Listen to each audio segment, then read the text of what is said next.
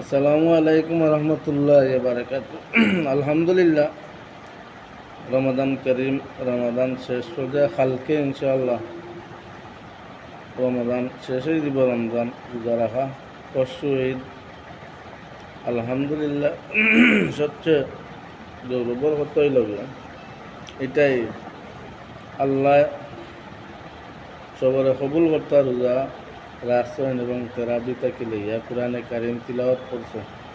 আমিও আপনারা লগে আলহামদুলিল্লাহ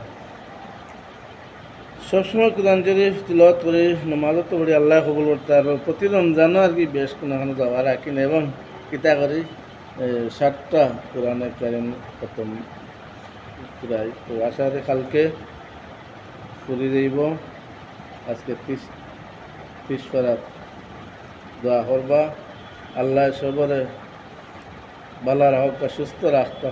আজকে শেষ তেরাবি শেষ হয়ে গেছে।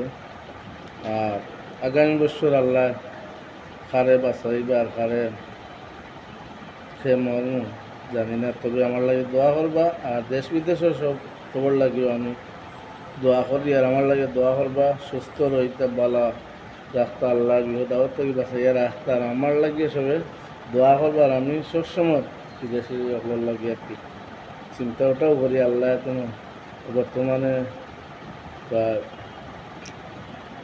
সব দেশের সমস্যা চলে, আল্লাহ সবার হেফাজত করতে আমি দোয়া করি। আর এই কোরআনে কারিম তিলাওয়াত করছি, আল্লাহ কবুল করতা।